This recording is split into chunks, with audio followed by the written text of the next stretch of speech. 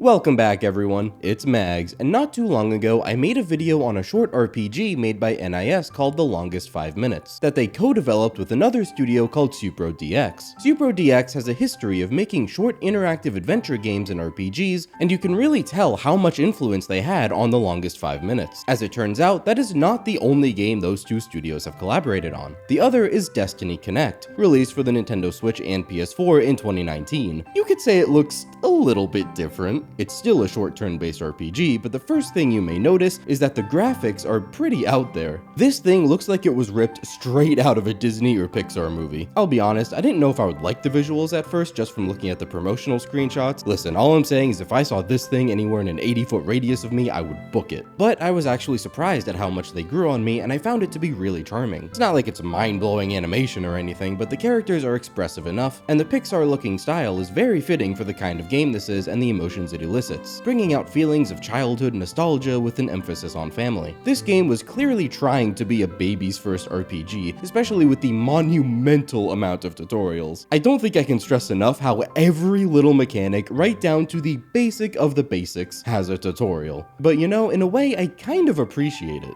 I've always been kind of fascinated at how much video games assume you already know about them. Like, if someone who's never touched a video game in their life tried to play an RPG, they'd probably be really confused about a lot of the systems everyone else already just takes for granted. Destiny Connect seems to really push back against that by really breaking everything down, so it feels like it would be a lot more accessible to newcomers. The game follows the main character Sherry, an only child who lives with her parents, although her dad is almost never around. It's set in 1999 on New Year's Eve. Right as the year turns into the new millennium, at midnight, all time stops. Everything and everyone around Sherry just freezes, except for a select few others, and together they try to find out the cause and fix time. During all this, machines are coming to life and attacking people, so all the enemies are pieces of technology you'd find in that time period, like big antenna TVs and various appliances. Even Sherry's first weapon is one she crafted herself out of her hairdryer. It definitely has a lot of charm, and with the help of her dad's time-traveling robot Isaac, the story jumps between different time periods and lets you explore the town in the past, present, and future. Alright, maybe saying that last one is cheating a little bit. The story's runtime falls at around 10 to 12 hours, so despite the rather ambitious sounding narrative, it's really not trying to be anything too deep or grandiose. It's a nice little tale that focuses on familial bonds and is deceptively small in scope, which I certainly don't say as a bad thing. You may be trying to literally save time itself and stop the town of Clockney from being destroyed. There also may or may not be a goddess involved, don't worry about it, but ultimately the story focuses on the small party of main characters and their quite literal relationship with one another. It's a cozy time. A very small but very noticeable thing I really appreciated is that the characters are actually competent when it comes to understanding time travel. I think I'm just so used to media way over explaining it and characters taking absolute eons to realize things, probably for the benefit of the audience, like, wait, so if I go to the past, that means there's like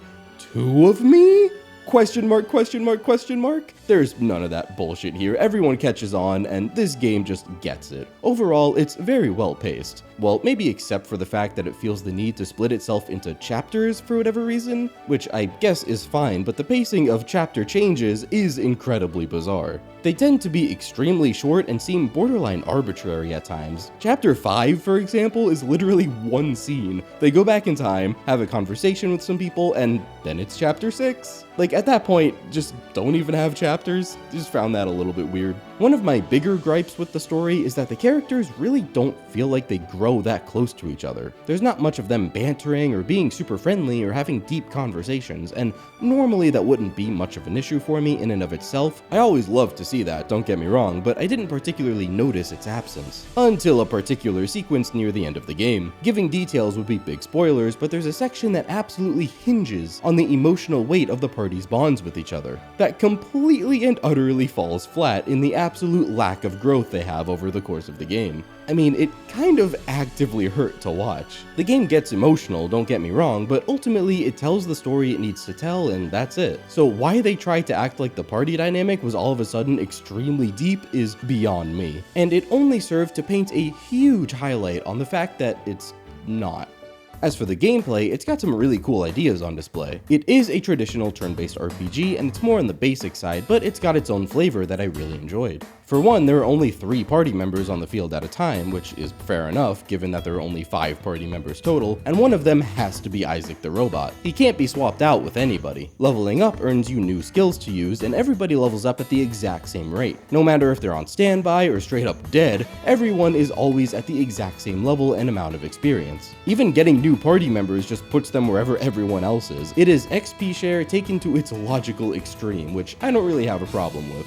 The SP system is certainly unusual. Each character has 3 tiers of skills, so to speak. Some cost 100 SP, some 200 SP, and some 300 SP. Each character has a max of 300 SP, and rather than relying on items or external resources to refill SP, which do exist but they're very scarce, characters recharge a little bit automatically each turn. You need to watch how much SP you're using because when you get low, it'll be multiple turns until you get all of it back. It's a unique way to get you to strategize for sure. I don't know if I quite liked it much over a normal SP system, as it can feel too limiting at times and waiting to recharge is a drag, but I appreciate the idea. I will give props for applying the same exact logic to enemies though. In this game, as opposed to many RPGs out there, the enemies operate on the exact same SP system, and you can see how much they have at any point so you know if they're even able to use a skill or not next turn.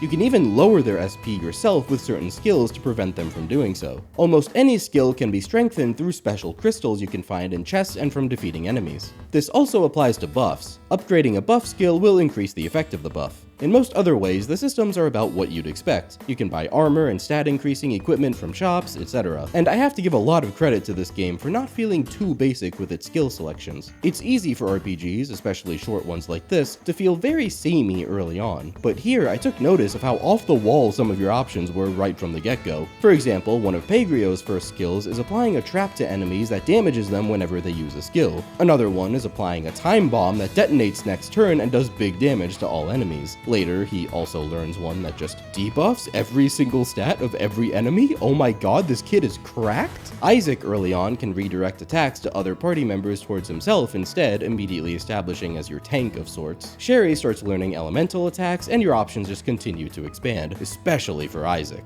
The story sometimes feels like it's more about Isaac than Sherry, and the gameplay really sells that too. His one prime directive is to protect Sherry, and not only can he not be swapped out with anyone, he is by far the most versatile party member and has many mechanics exclusive to him. For one, he has his very own upgrade system. He can't equip any armor or weapon mods like the other human members can, but you can craft gears for him using parts you get from defeating enemies to permanently boost his stats through a skill tree of sorts. Some of his skills are unlocked this way too, as opposed to the normal leveling up. And you're never going to stop upgrading him because there are 3 levels of gears: bronze, silver, and gold, which are each more effective than the last. So once you start earning parts for higher levels of gears, you can replace the old gears with those at no additional cost. But that's not even his final form. Literally, about midway into the game, Isaac starts acquiring different forms, all of which have their very own stat distributions and upgrade trees to put even more gears to use. And each form has entirely different skill sets. You can change forms in battle at any time to use whatever skill you want on Isaac's turn, and you have just about any strategy under the sun at your disposal between all of these sets of skills. Isaac can heal, apply just about any buff to your party or debuff to the enemy, make use of elemental attacks. The entire game is basically centered around him. The other party members are still useful in their own right. I mean, look no further than Pedrio, the absolute mad lad. Sherry is also still a good healer, and Altana is another good attacker. In fact, pretty much any party member becomes viable because if there's anything they can't do, the answer will just be use Isaac.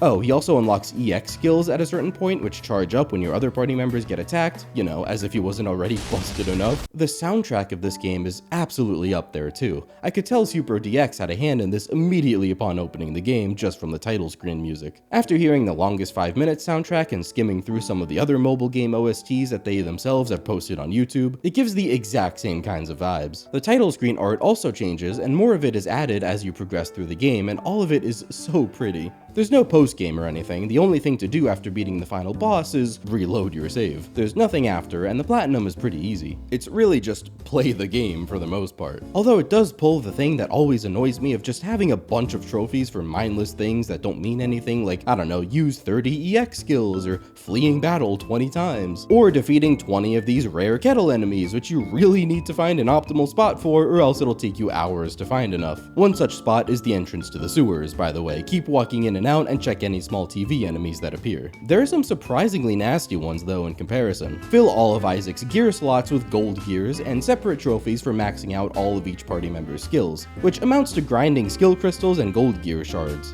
There's one particular room in the last area of the game that always has these black clock enemies that can drop both of these, so if you abuse the hell out of it, it won't take that long, especially if you save scum all the party members by getting enough skill upgrade crystals for one, using all of them, then reloading and using them on another character, rinse repeat. But then you still have all 5 forms of Isaac to do at once. Suffice to say, I had a lot of fun with Destiny Connect. It's a great game to play if you want a more chill, shorter RPG experience, where you don't have to think too much, and even if it's one of your first RPGs ever. The game got middling reviews upon release, which I think is a real damn shame. If you're looking for something that's less of a commitment, this is a great one. I've been Mags, and I'll see you in the next one.